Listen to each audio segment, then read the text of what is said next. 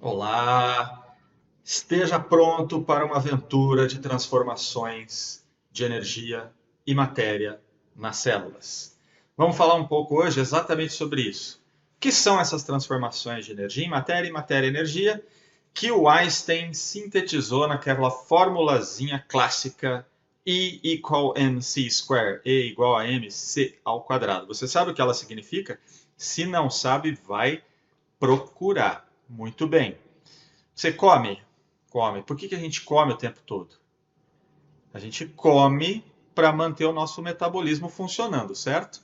A gente mantém o metabolismo funcionando a partir de vias catabólicas que degradam as moléculas que a gente ingere para produzir as moléculas que as células utilizam no seu funcionamento e assim manter o organismo vivo, porque a gente já sabe que vida é processo. A vida só está acontecendo, não existe vida parada. Vida é processo. E note nessa imagem uma coisa bastante interessante. Primeiro, quando eu como um vegetal, por exemplo, quando eu como uma cenoura, a cenoura é cheia de moléculas que são interessantes para as minhas células. Mas essas moléculas, especialmente as macromoléculas, são quebradas em pequenas moléculas, que são os pequenos blocos, que a gente chama de monômeros, que são utilizados para fazer as nossas grandes moléculas, as macromoléculas, que muitas vezes são diferentes daquele organismo do qual eu me alimentei. Então, se eu comi uma cenoura e eu não sou uma cenoura, eu tenho que transformar cenoura em marco, certo? Para isso, então, eu tenho que usar dos alimentos a matéria, mas eu também tenho que usar energia. E energia que seja útil para construir através das minhas vias anabólicas, as moléculas que me constituem, as moléculas que formam as células desse ser que vos fala. Notem que a quantidade de moléculas de alimento que tem nessa imagem é maior do que a quantidade de moléculas que forma uma célula. Onde que se perdeu uma parte disso? Uma parte disso é perdida na forma de calor. Qualquer transformação química, qualquer processo vai ter um rendimento energético de energia útil e uma parte é perdida na forma de calor, que é uma energia que não, a princípio, não é útil, a não ser que a gente estivesse falando de uma máquina a vapor que precisa do calor para funcionar. Mas se não, é uma energia que é perdida.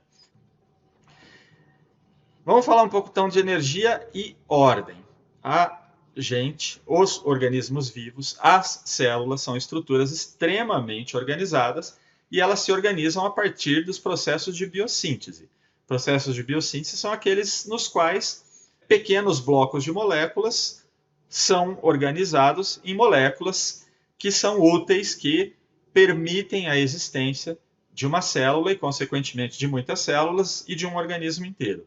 Aqui eu estou mostrando um exemplozinho rápido para vocês, que é a capacidade de duplicação da informação genética, o que permite que células filhas sejam idênticas às células mães, mas isso tem a ver com os mecanismos de biossíntese de DNA, nos quais a gente tem, então, uma molécula original, a molécula mãe, vamos dizer assim, que serve de molde para o fabrico de novas moléculas de DNA, de tal sorte que elas possam ser distribuídas igualmente depois para as células filhas. Esse processo e todos os processos de biossíntese na célula são processos que estão levando a um aumento da ordem. Se aumenta a ordem, tem que vir energia de algum lugar. Lembre-se que processos espontâneos aumentam a desordem de um sistema. O processo de organizar não é um processo espontâneo.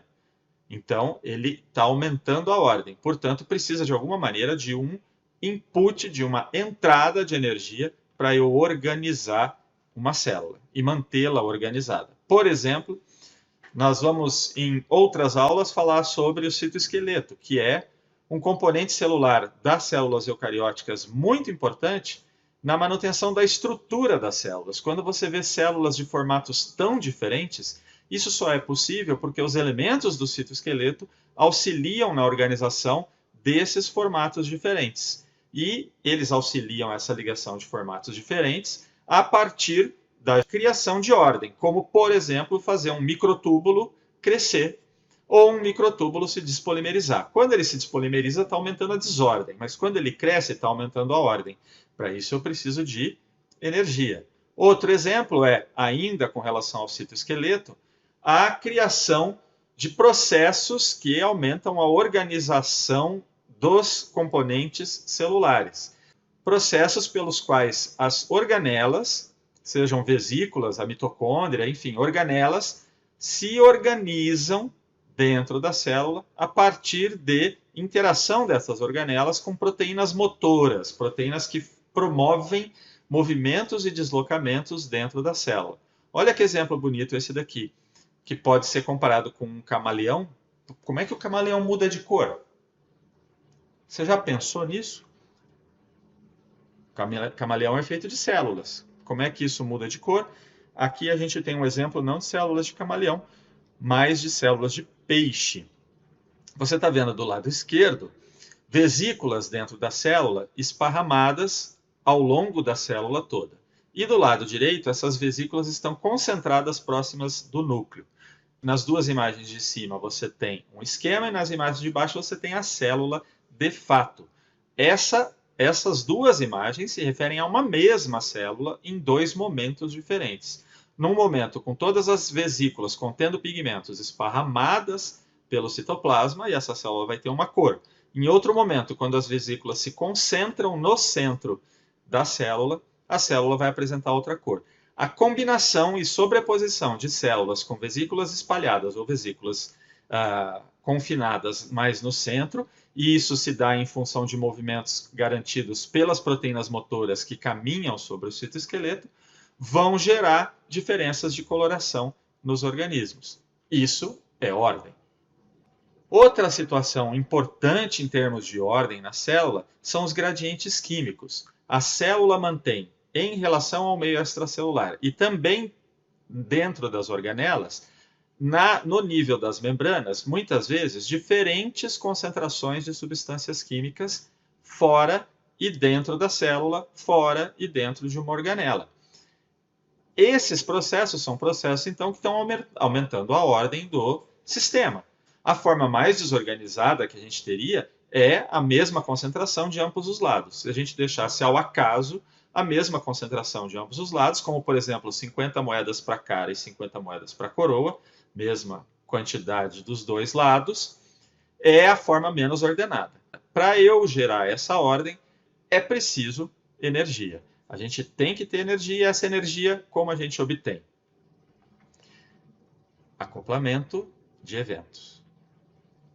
Gerar ordem significa que a gente está falando de processos que não acontecem espontaneamente. Geralmente, quando a gente fala de processos que geram ordem, a gente está falando de processos nos quais a energia final do processo é maior que a energia final. Se a energia final do processo é maior que a energia final, a variação de energia, ou ΔG, é positiva. Para que um evento ΔG positivo aconteça, ele tem que ser acoplado na célula, nos organismos, a um evento espontâneo, a um processo espontâneo, a um evento que tenha uma variação de energia negativa, ΔG negativo. Nesse caso, nesse nosso exemplo, para eu converter x em y, que é um processo que tem ΔG positivo, esse processo tem que estar acoplado a converter C em D, que é um processo ΔG negativo.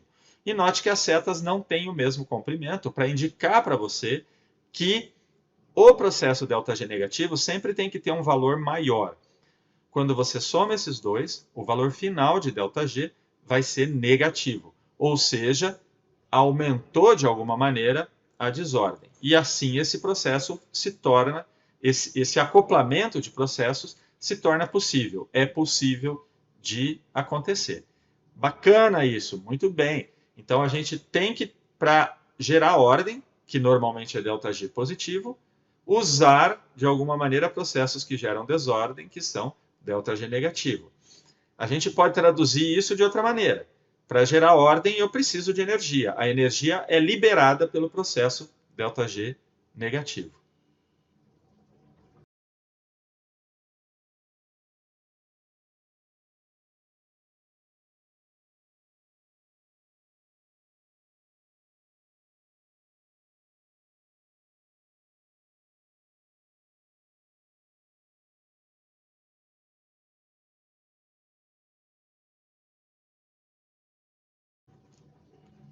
Quais são as fontes de energia que a célula utiliza para realizar esses processos de manutenção da ordem?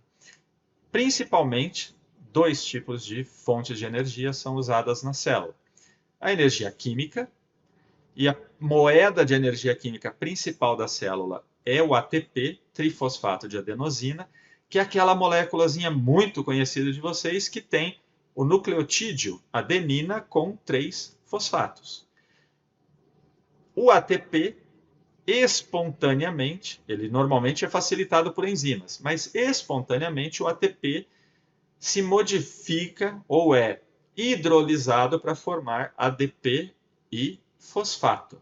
Essa transformação de ATP em ADP em fosfato no ambiente aquoso de uma célula é um evento espontâneo, é um evento ΔG negativo, ou seja, ele vai ser utilizado para ser acoplado com um evento que seja ΔG positivo para que o evento ΔG positivo possa acontecer. Então, uma fonte de energia é a energia química. Você já parou para pensar por que o ATP é tão fácil de ser hidrolisado, é uma moeda tão facilzinha de ser usada como fonte de energia pela célula? Outra fonte de energia importante que as células usam são os gradientes eletroquímicos, gradientes químicos e elétricos. Essa tabela mostra para a gente a diferença de concentração nos meios intracelular e extracelular de alguns íons. Essas diferenças de concentração, elas são fontes de energia também. Por exemplo, eu tenho bastante sódio fora da célula e pouco sódio dentro. Se o sódio entra na célula, ele está aumentando a desordem. Se o sódio entra na célula, é um processo espontâneo. Se o sódio entra na célula, é um evento ΔG negativo, que pode ser usado para acoplar a um evento que seja ΔG positivo. São eventos que permitem, por exemplo, o impulso nervoso ou a contração muscular, como nós veremos em outras aulas. A célula também armazena energia. E normalmente ela armazena energia na forma química. Existem principalmente 2 tipos de armazéns de energia na forma de moléculas quando a gente olha para as células. Uma forma de armazenar energia é nos lipídios, nas gorduras. A gente está vendo aqui uma gota de gordura dentro de uma célula. Essa gota de gordura é repleta de ácidos graxos e triacilgliceróis, que são moléculas que, nas suas ligações químicas entre os carbonos, elas possuem energia. Quando essas ligações são quebradas, vocês talvez já tenham ouvido falar, e a gente vai falar sobre beta-oxidação dos ácidos graxos, esses eventos são ΔG negativo. Uma outra fonte de energia química, de armazenamento de energia química importante, são o amido e o glicogênio, que são reservas de carboidratos, reservas de glicose. Aqui vocês estão vendo glicogênio no citoplasma de uma célula, grânulos de glicogênio, e esses grânulos de glicogênio, esquematicamente representados, são regiões onde a gente armazena muitas moléculas de glicose. E a glicose, a degradação da glicose, é a principal via metabólica que a gente tem para fornecer o ΔG negativo para processos celulares, especialmente a glicólise e a respiração aeróbica. Por falar em glicólise e em respiração aeróbica e em processos de conversão de energia, nós vamos falar sobre as organelas que são responsáveis por esses principais processos de conversão de energia. Mas antes de falar delas, dá só uma olhada no segundo episódio do Nerdologia, do meu amigo biólogo Átila Yamarino, e veja o que ele fala sobre esses processos de conversão de energia.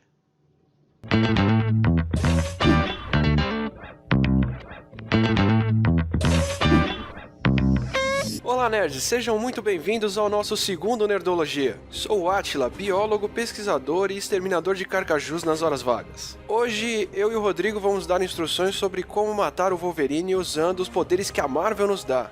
e levando em consideração que a regeneração dele é biológica e não mágica. Regeneração biológica quer dizer que o Wolverine precisa de energia, de metabolismo para poder se recuperar. E o processo que o corpo tem para produzir essa energia é a respiração. A gente também pode produzir energia através da fermentação, que não usa oxigênio, mas a fermentação depende de muito mais alimento para produzir muito menos energia no final. No caso do Wolverine, para ter uma regeneração tão rápida, a gente tem que apostar no metabolismo à base de respiração. Então o corpo dele precisa retirar o oxigênio contido no ar nos pulmões, transferir esse oxigênio para as hemácias, que carregam oxigênio no sangue, até todas as células do corpo, onde esse oxigênio vai ser usado na mitocôndria, que é a organela que pega a energia contida no alimento na forma de glicose e transfere ela para a nossa molécula bateria do corpo, que é o ATP. Sem oxigênio, sem respiração, sem ATP. Ou seja, o Wolverine pode morrer asfixiado com alguma coisa como, por exemplo, uma sentada do Blob na cara. Se bem que uma sentada daquelas ia fazer o Wolverine se matar mesmo se ele sobrevivesse.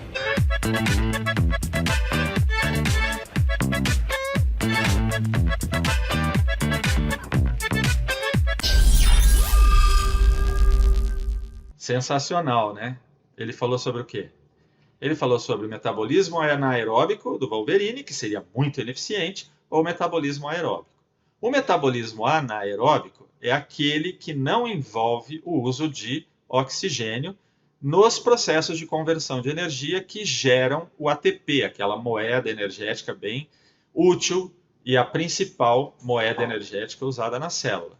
A fermentação, por exemplo, que a gente está vendo aqui, para a produção do etanol. Etanol você vai encontrar em vinho e cerveja, por exemplo, ou mesmo o álcool que abastece seu carro.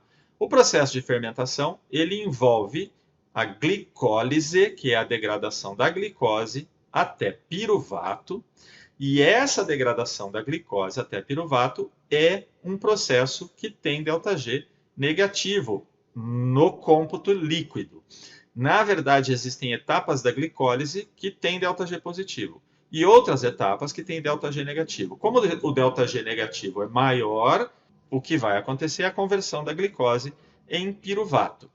Para que isso seja possível, elétrons carregados com alta energia são também capturados por um carregador de elétrons, que é a molécula de nicotinamida adenina dinucleotídeo, que é um carregador de elétrons. Ele retira elétrons em alguns passos do processo de glicólise. E esses elétrons depois são doados posteriormente no processo de conversão do piruvato em etanol. E esse processo de conversão do piruvato em etanol é útil exatamente porque ele permite regenerar o NAD oxidado, que pode novamente ir receber elétrons lá na glicólise e manter o processo de glicólise funcionando, assim permitindo a produção contínua de ATP. Mas esse é um processo que não gera muitas moléculas de ATP. O processo anaeróbico começa com a glicose, que tem 6 carbonos, e termina com a produção de 2 moléculas de gás carbônico e 2 moléculas de etanol, que tem 2 carbonos. Essas moléculas de etanol poderiam, então, ser ainda mais degradadas, que, por exemplo, é o que acontece quando você queima o etanol no motor, a explosão de um automóvel. Então, elas poderiam ser mais oxidadas. E isso é o que a gente vai ver que acontece no metabolismo aeróbico. E o metabolismo aeróbico, ele surgiu já há bastante tempo na superfície do nosso planeta. O anaeróbico veio antes. Acompanhem essa linha do tempo. Supostamente, a Terra foi formada há mais de 4 bilhões de anos. As primeiras células vivas de que se tem registro datam de 3,8 a 3,6 bilhões de anos. Logo depois surgem as primeiras células que fazem fotossíntese, mas provavelmente a fotossíntese, que é aquele processo de captação da energia do Sol, o ΔG negativo vem da energia da luz solar, para produzir moléculas orgânicas, que são mais organizadas do que a água e o gás carbônico, que são formas bastante oxidadas do hidrogênio e do carbono. Enfim, a fotossíntese primeiramente não era feita a partir da quebra da molécula de água. A fotossíntese com a quebra de água começou a acontecer um pouco depois, aproximadamente 3 bilhões de anos atrás, e esses organismos começaram a proliferar de forma que, quando a gente chega mais ou menos em 2 bilhões de anos atrás, começa a rapidamente acumular oxigênio na atmosfera, que é um produto da fotossíntese.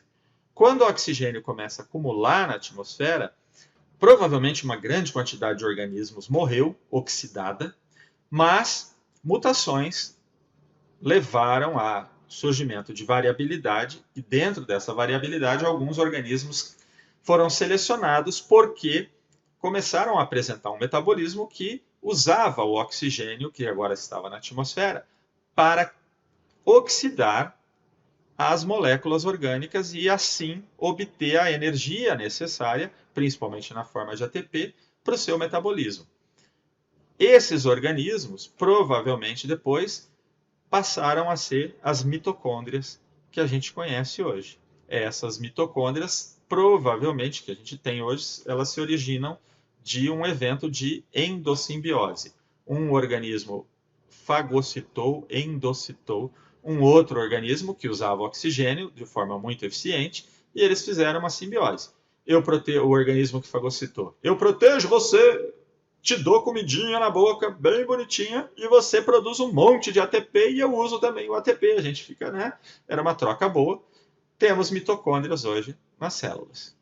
As duas principais organelas que convertem energia, então, hoje, são a mitocôndria e o cloroplasto.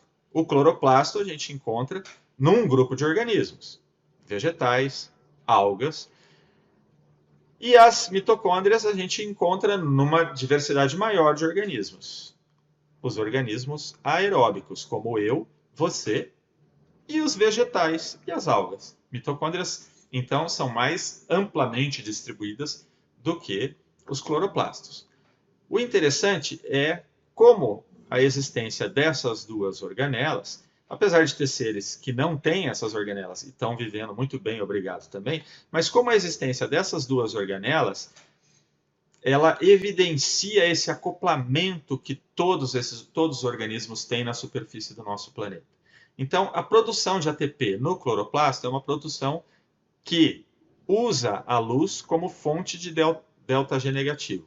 A energia luminosa é a fonte de energia para que o cloroplasto produza ATP, e a partir da produção de ATP e também da produção de elétrons de alta energia, como nós vamos ver, leve à produção de açúcares, moléculas com alta organização e que, portanto, têm energia nas suas ligações. Mas a produção de açúcares, a partir de gás carbônico, como nós vamos ver, e água, essa produção de açúcares, ela é ΔG positivo. Da onde vem o ΔG negativo para isso? Luz solar. Na mitocôndria, o ATP é produzido a partir da queima desses açúcares, da oxidação desses açúcares, que vão virar gás carbônico de novo. Vai ser consumido oxigênio para a produção desse ATP. Então, note que existe um acoplamento muito claro entre o cloroplasto e a mitocôndria. O cloroplasto usa o gás carbônico como fonte do seu metabolismo. A mitocôndria tem como produto do seu metabolismo o gás carbônico. O cloroplasto tem como produto do seu metabolismo o oxigênio, que é fonte para o metabolismo da mitocôndria. Está todo mundo conectado. Nós precisamos de vegetais para existir e os vegetais precisam da nossa respiração para existir. Nós temos que aprender a conviver, não tem por onde.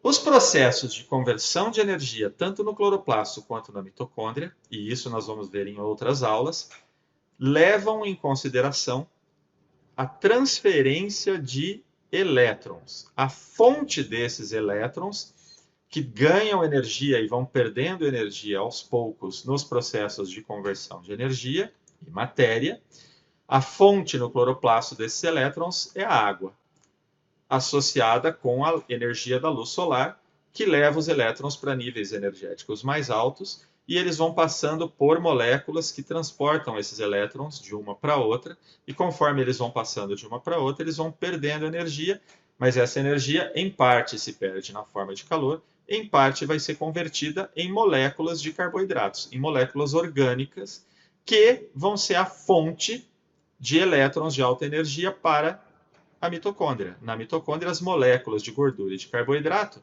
funcionam como as fontes de produção de elétrons de alta energia que, conforme vão depois perdendo energia pelos transportadores de elétrons, vão gerar ATP. E a geração de ATP, então, pelo fluxo de elétrons, tanto no cloroplasto quanto na mitocôndria, vão gerar, no caso da mitocôndria, como produto final, água. No caso do cloroplasto, moléculas de carboidratos.